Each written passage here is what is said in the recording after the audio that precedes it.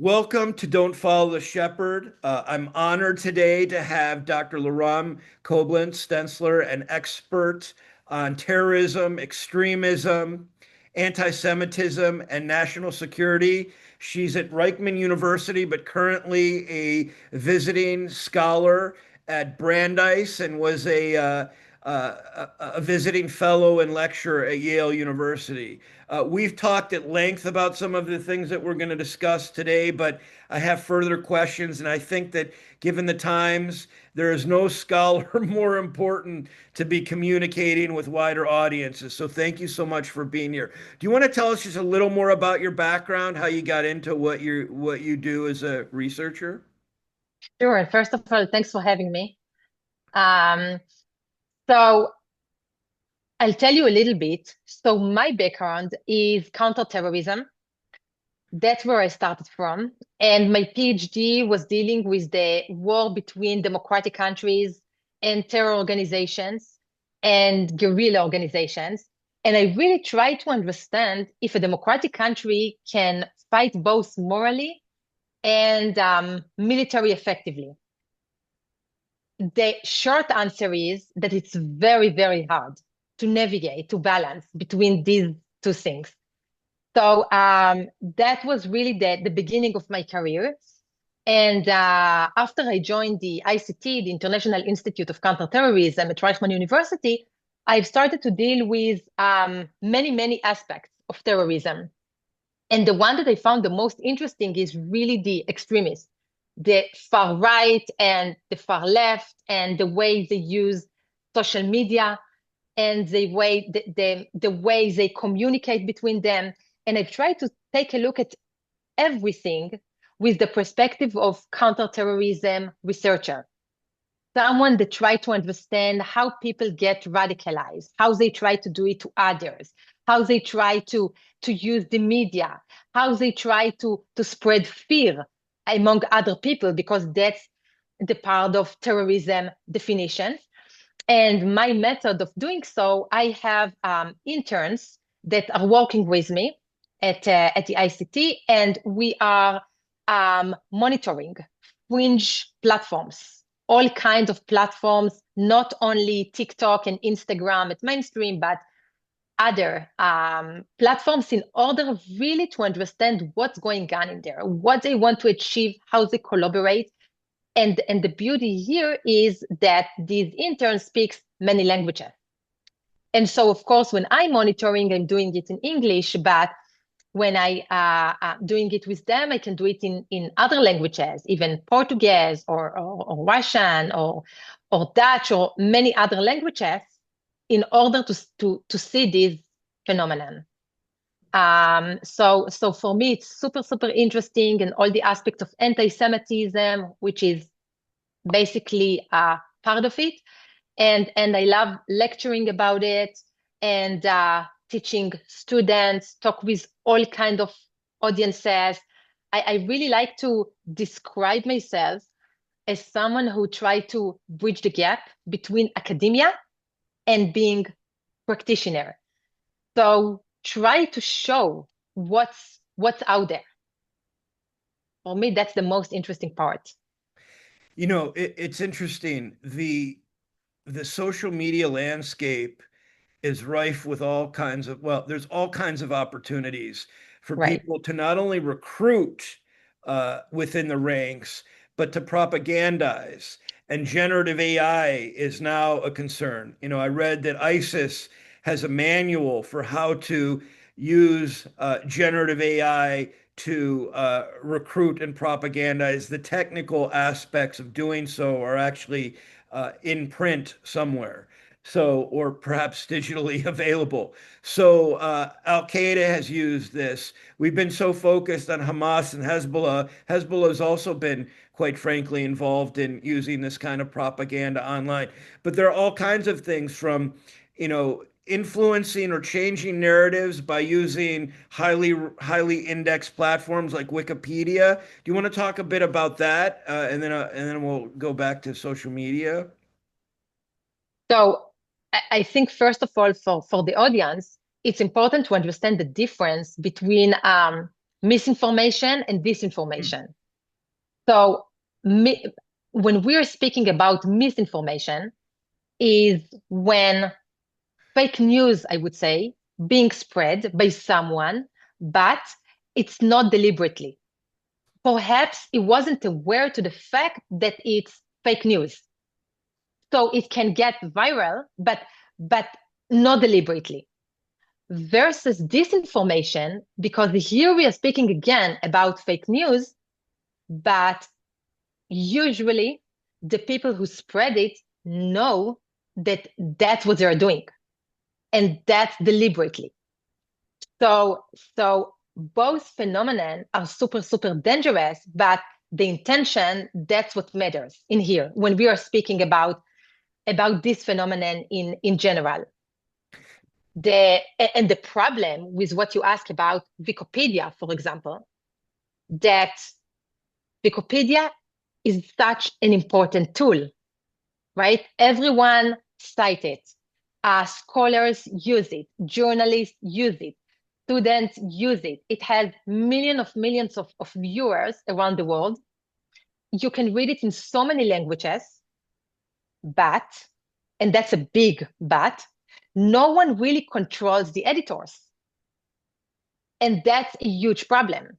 No one tells someone you can be an editor because you're reliable. We check your background and you can do it. And then what's going on is that, and we saw it after October 7th, there were really pro-Palestinian campaign, for example, of trying to change the truth, of spreading disinformation deliberately among Wikipedia in order to change narratives in people's minds. And I'll give you an example. Okay, if you'll check the article on Hamas in English, you will see that until really, I think it's the last paragraph, they do not describe Hamas as terror organization. They do not say that countries such as European countries, some of them, or the US, designate them as terror organization. So they will call them resistant group. You know, they can call them like freedom fighters. They can call them in other names. And then imagine you're a student, you are writing a paper on Hamas, you will come across that. That's what you will think about this terror organization that murdered so many people. You will think that all is a matter of context, and they are freedom fighters. So we really have a huge problem. Or even Israel, after October 7th, we saw that the article has been changed by editors. So they wrote about Israel that it's really at the beginning. I think it's the second paragraph that it's occupied country, that it occupied Gaza Strip. That you'll see really the narratives over Israel, how they call Israel, and that's the big problem because people who use Wikipedia are not bad people, right? These are people as you and me, for example. But then they will read what's written. They can write it in a paper, for example. The professor will read a paper. Other people will read a paper, or someone can put it in an article he writes, or in X, or in other places. It will go viral. But the facts will not be correct. But who will check these facts? Because the editors of Wikipedia are the one who's supposed to do it. So many people are trying to control it.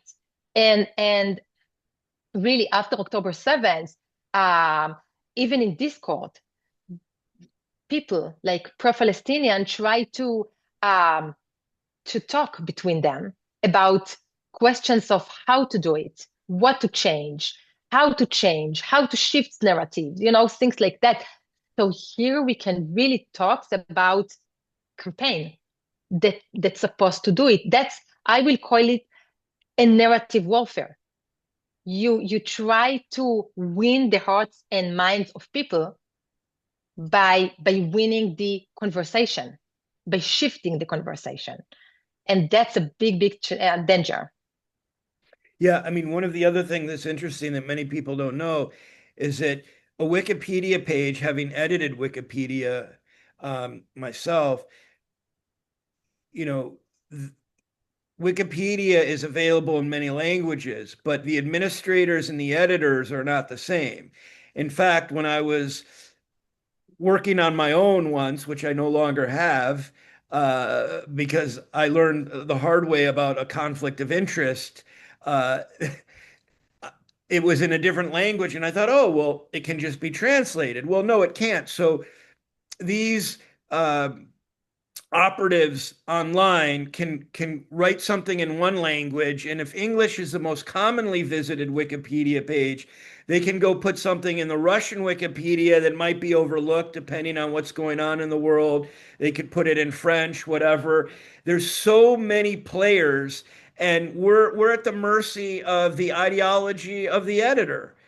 These are people who may be very talented at what they do, but they're not getting paid. They may be anonymous, although they may have logged in under their own account, but it's very hard to keep up with all this stuff given all that's going on in the world.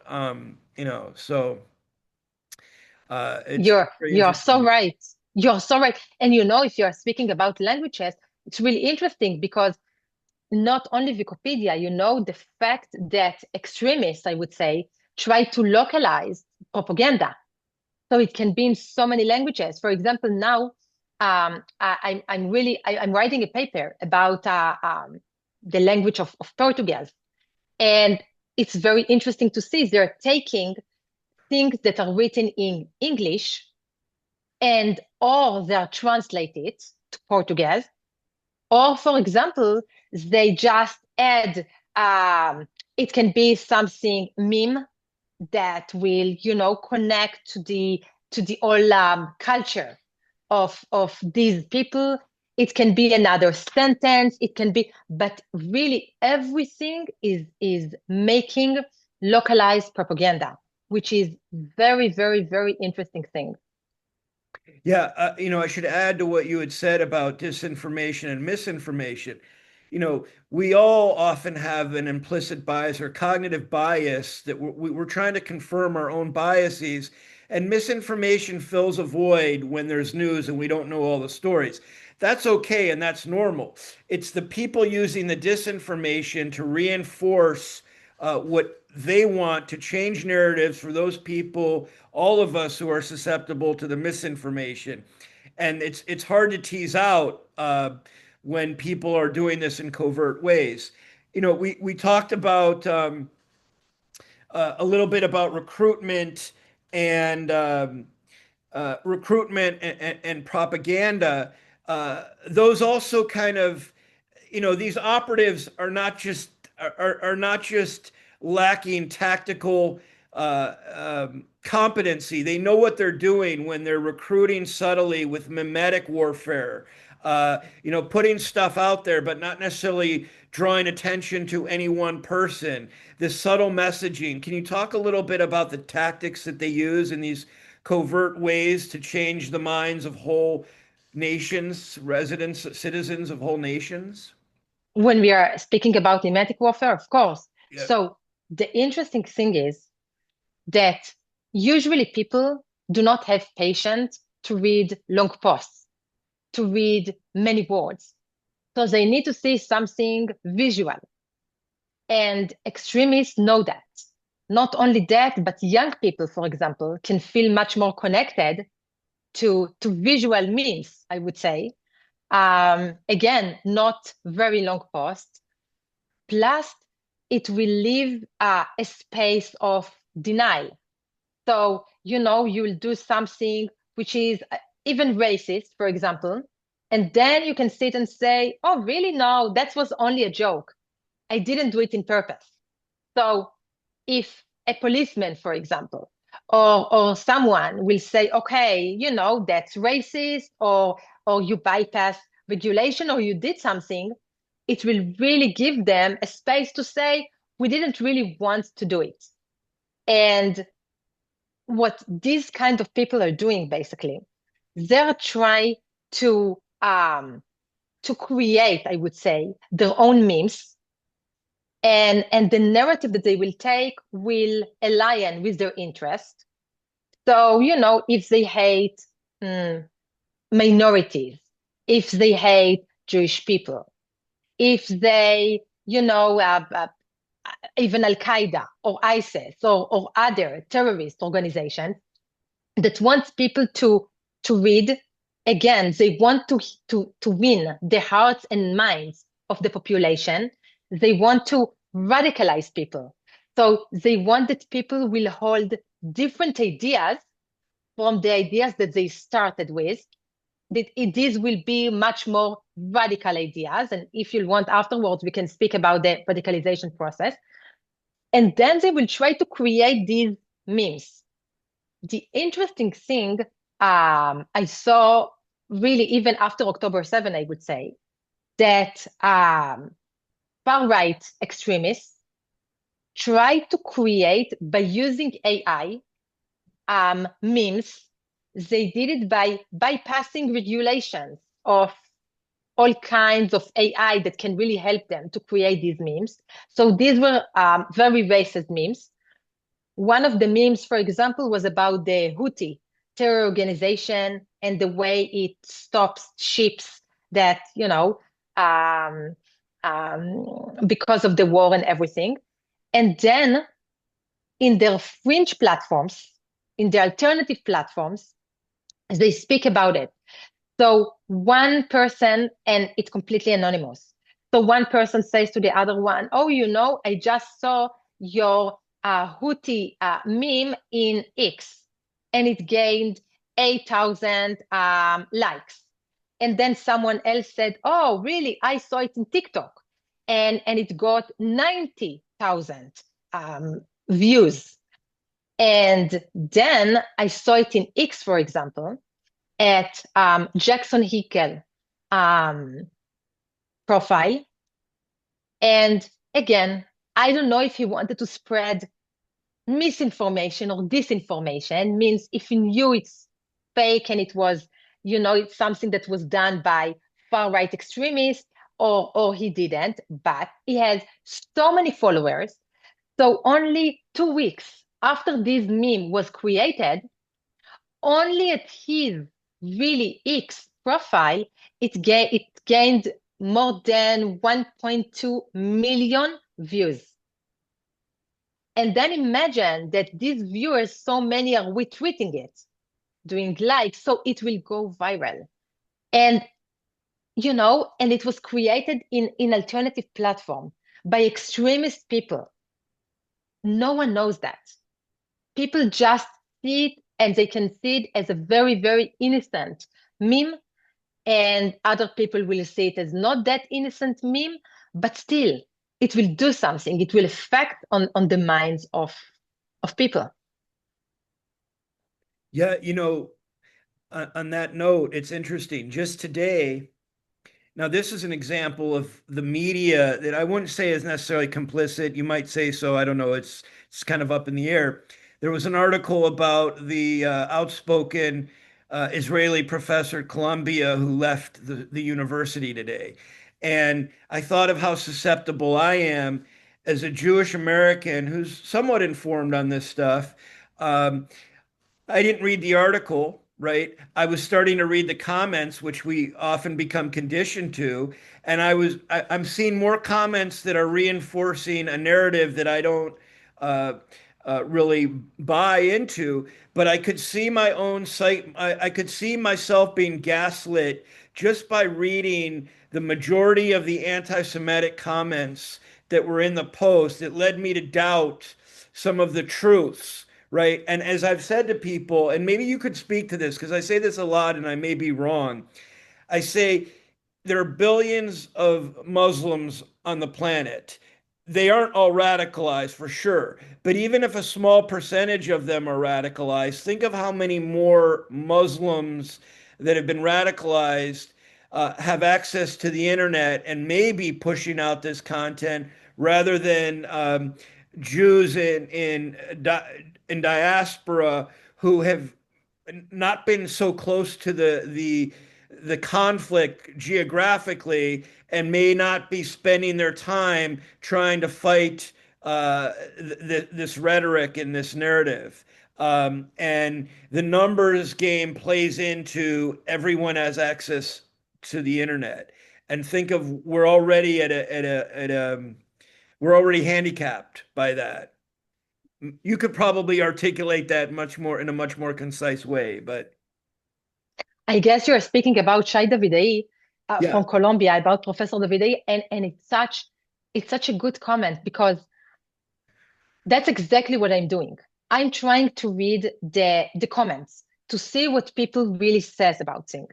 Now, what's the problem? The problem, first of all, the problem is with the algorithm, I would say. So the social networks, the way it operates, it's encourage post by posts that they say that people really read, that people really comment on. They have many views, they have many reshared. These are the kind of posts that the algorithm likes. Because social media, they want to gain money. They want to put you know it's that's the way the world works, basically. So the problem is that true facts won't receive as many views as misinformation, as fake news, for example, as all kind of conspiracy theory, right? For example, you'll say something even about Jewish people. You'll say something that it's true. You'll say that the CEO of the pharma companies, I'm going back to the COVID now, the CEO of the pharma companies are happen to be Jews, and they are brilliant, and they came up with such a good solution to the COVID and everything. But extremists, what are they doing? And this kind of thing, for example, it will get views, but the question is how many views? What are the extremists does? They're saying, oh, the CEO of the pharma companies, they're Jews. Why? Because they love money. And they were the one that spread the COVID-19 because they wanted to gain money from injections. They wanted us to have it because they needed that the population will go now. And so that's the problem of fake news. That's the problem of conspiracy theory. And that's the conspiracy theory about the Jewish people, for example, that they like money, right? And then it will gain so many views, for example. The algorithm will like it. The algorithm will continue to push it. And the problem is that more and more people will be radicalized by it. Now, what is the problem? When you think about radicalization process, you have a starting point. What is the starting point? You are a normal person. You have an remarkable life. So that's the first stage. Now someone wants to drag you into the rabbit hole. So they need you to pass through this stage and move on to the second one. What they will do in the second one, they really want you to start and read this kind of things, this kind of posts, for example. They want you to read really lots of fake news, lots of conspiracy theory. They want you to ask yourself questions. After you'll ask yourself questions, you'll go to the other stage. You'll search for your like-minded. You will find them in these alternative platforms, for example. Or if you're a student, you will read a lot, even after October 7th, what this bad, evil country called Israel do to these poor people, because that's the narrative. You will really read a lot about it, and then you will want to hear some more. So you will go to these protests in universities, you will collaborate with like-minded that think exactly the same about Israel, and from there you will move on. So you will be indoctrinated and you'll move on. The end point of radicalization is violence, even murder, by the way. And that's so dangerous because when both of us now, we speak about this platform, we think about social media, we think about it as a very innocent thing. It's not innocent. It's a weapon And easily we can see it offline. So we are on one stage, this stage of everything that goes on in the digital arena, but easily it can become so bad. Someone can get killed. We saw in campuses how Jewish students are being pushed out of classrooms. We saw in Athens just 2, 3 days ago how new kosher restaurants, people with masks came, vandalized it, say that we have to smash the Israelis, we have to smash Zionism, Jews, Israelis are not welcome here. So everything go across these lines of online to offline. And that's the real danger of social media. Yeah, I think it's also hard. Maybe you could briefly talk to the socioeconomics of this, where it takes just a few people, I'm sure more than that, but if you're down on your luck and you have nothing to lose and you're resentful for someone and you get online, perhaps you could join the armed forces and help take out a platoon. But if you have access to billions of people online and you just start to kind of ruminate and share within a small community and then dig deeper and deeper, and it's so easy to find whether it's a meme or a Wikipedia article that supports your narrative. Push that out there. Forget the misinformation. Now you're just putting out disinformation. And, even if you don't have any reason to not like a certain segment of society, you found your target. And it's an easy one to get angry at then.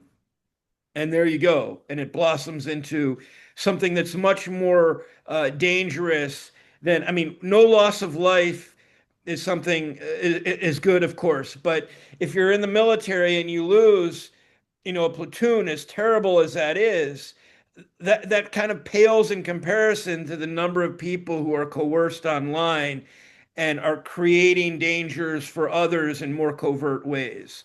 Uh, that wasn't my most eloquent, but you know what I'm I, saying. I know exactly. And really, you are so right. Because these are the people that are most dangerous. They're very, very, I would say, in the edge of the society. Some of them do not have many friends. Some of them had passed through some trauma. It can be really something minor, even divorce of the parents. It can be car accident. It can be loss of job. It can be really, so these are things that contribute a lot to radicalization process, because these people are searching for like-minded. These people would like other people to collaborate with. Sometimes, for example, these people were bullied by others as they were unwelcome. No one really, I would say, like in Hebrew, we say count them. Like no one thought about them in the classroom even. They didn't have any friends and they want to achieve it. So they're searching for more dark places to be around, to be with others. And these exactly the people that are there, and they're waiting for you to ask the right question, to share something with others. And by the way, it's everywhere, even video games platforms. You know, people, young people especially, they are playing all kinds of games. Call of Duty, Roblox, Minecraft. My own kids, they love video games. What they do not know is that these kind of people, extremists, just wait for them. So imagine that you are playing video game tournament, innocent video game, really something that every kid plays. You start it regular, but you're waiting for the right moment to start and speak about other things like nationalistic, white, a problem. You're putting phrases like the great replacement, other words that are really conspiracy theory. You're speaking about things, and then you will wait to the right moment and try to listen who from these young people is saying something about it, is asking questions about it. And then you will try to locate this kid and to drag him out of this atmosphere to different place. So for example, you will suggest him a gift, a link to other place. He will have more video games, but it will be much more radicals. You will offer him something else. You will drag him just really deeper and deeper and deeper. And again, who are the kids that will listen to things like that? They are very, very, they're really kids that Vulnerable. don't, they're vulnerable. And not only that, there are kids that looks for a place to be belonged to. There are kids that, thinks about others. They really desire to be part of a group even. And if you read manifestos of lone wolves, for example, far right, that did things like Christchurch attack, like other attacks, you'll see even when they're writing what was bothering them, everything will be built upon conspiracy theories and the way they feel about themselves. The way they feel about like-minded. They were not very friendly. They didn't have many friends. They didn't think about them as someone.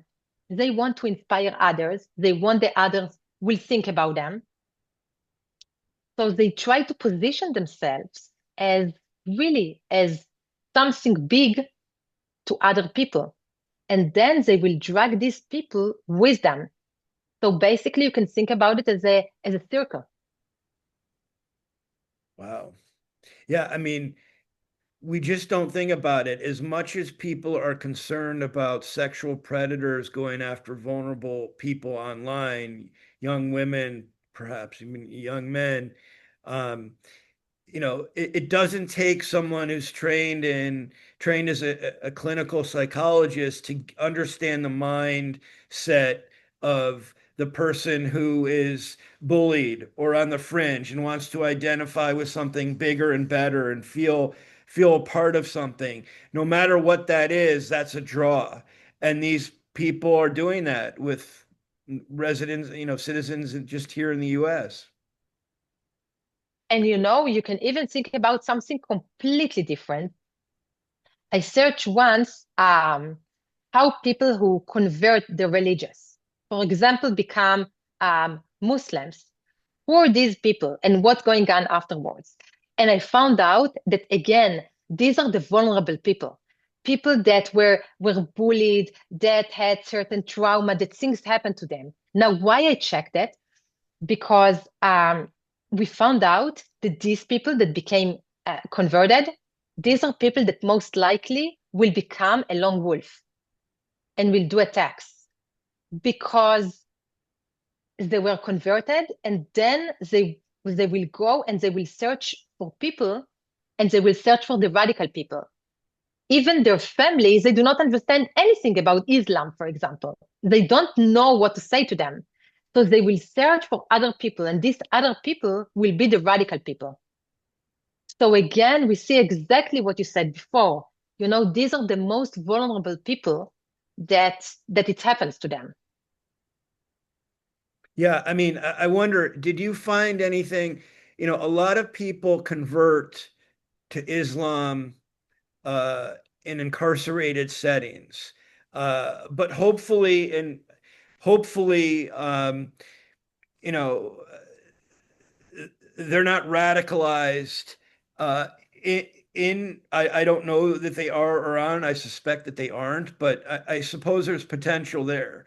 Um, and this isn't to pick on Islam. It's just to say that that's an Exactly. example of where there seems to Yeah. be higher conversion No, rates. it's exactly. It's not about religion. It's not about religion at all. It can happen to everyone. It's happened to be that's what what I did research about. But why it happens? First of all, many of them, it happens, this radicalization, it's part of radicalization process. That's the thing. So part of them were radicalized in prison, for example. So they were very vulnerable from the beginning. They did something. They were thieves. They were other things. So they did something. So things happen when you are being radicalized. But why I said it to show that the endpoint can be violence, and that's the thing. it starts from point A, and radical people want you to reach point Z. And then these people who converted that I'm speaking about, that I researched, they didn't convert it because they wanted, because they were, someone came to them and someone made them wish they can convert, a radical person who wanted to radicalize them. It didn't just happen. It's part of something. It's exactly as people in social media that being radicalized in order to become something. And that's why I'm calling it to win the hearts and minds. Because, for example, here, people were converted because of Al Qaeda or ISIS or others. So these kind of terror organizations wanted to win the hearts and minds of these people. Many times I see posts of far right, for example, how they want to win the hearts and minds of Afro-American people or of Muslims or of others against the Jewish people. You have so many extremists with so many views, each one with his own interest. The only thing that really is the common, the ground common between all these ideologies, like radical ideologies, all of them, each one of these ideologies, what they want to do, they want to rephrase the social order. Each one for his own interest. They want to ruin, to destroy the current social order and make a new one that will align with their own interest. Each one with his own interest. Whether it's, like far right, far left, others, each one with his own interest. That's it. That's the common ground of every, radical group and individual. You know, we're almost out of time, but I'll mention one thing that struck me. Um, when I was even in institutionalized cultures, like I'd say in a nonprofit setting, where we were fending off animal rights activists who had what we would call misplaced compassion. When you're attached to that in-group or that institution, um, the same dynamic plays out. Perhaps it's not as dangerous, but it was only until after I left those institutions that I supported both academically and as a conservationist, et cetera, that I realized, wow, there's a bit of a dialectic that I do need to consider. I, clearly terrorists are all bad in every version of the definition. But my point is simply that when you're attached to something bigger than yourself, uh, it's hard to move away from an institutionalized way of thinking. And that seems to be the dynamic here. You are so right. And that's exactly the point. It's amazing that you raise it because that's exactly the thing. After October 7th, for example, I sat and I tried to figure out, even from perspective of someone here in the US, being in huge institutions and everything. And I saw these students and I saw this protest and I saw everything. And I tried to figure it out from it's really someone that stepped back and tried to realize what's going on in here. And then I realized many people, they do not understand anything about the conflict, between Israel to the Palestinian, or the war between Israel to Hamas. They do not understand anything. Many of them, they care about animals. They care about the environment. They care about green. They really think about themselves as protector of the poor animals, of the poor people, of the vulnerable people, which is amazing, right? It is so good. And then, I try to ask myself, so what happens to them? And the narratives warfare, and the fact that people can win the hearts and minds of these vulnerable people who just care about other people. That's the true danger. Because these people, for example, will try to read things and will start to read all kind of conspiracy theory and disinformation and everything. And they will try to think and they will dehumanize Israel because that's what they will read. Yeah, And and that's the problem. And then they will start their, I will call it radicalization process because that's what it is. And they will go down step by step into the rabbit hole and they will find it like-minded in universities, in protests, and everywhere. And that's the real danger. Really, it's the war. That's a new battleground. It's really mimetic and it's really narrative warfare. yeah, it's fascinating going back to this animal rights model, right? These people get to a point where they love animals so much, and then they start hating people. It's just like Prime Minister Golda Meir, talked about when you start loving your kids more than you hate Israel, right? These animal rights activists end up hating people more than they love animals. It's like this threshold they reach. It's this dynamic that is crazy. And as you said, then they go down this rabbit hole and they find this confirmation bias in everything that they're looking for. And they lose sight of their original principles. And it's kind of crazy. It's Ex- radicalization. Exactly. And that's exactly the linkage between the online world and the offline world. Everything that happens online, we will see it really, it's reflecting the offline. Wow. Well, thank you so much. Dr. Koblentz, when she has time, is going to return as a guest so we can talk about more of these issues related to her research and kind of this overarching issue of dealing with anti-Semitism and counterterrorism, military science, all the things that she's involved with. Um, and it couldn't be more important because, as we just talked about, examples that are outside the realm of necessarily narrative that are outside combating anti-Semitism, but are part of narrative warfare in our society. So, um, thank you so much for being here. And how can Thank people you. find you, by the way? You have your website is under your name. Right. And I have LinkedIn that they can be found at as well. Um, of course, Facebook and Twitter, but I guess the best places are LinkedIn and my own website. Yeah, and I encourage people, even if you just Google Dr. Koblentz, you will find her LinkedIn uh, social media listing right there. So, and her website. So, thank you so much. I look forward to having you back on again. Thank you. Thanks for having me.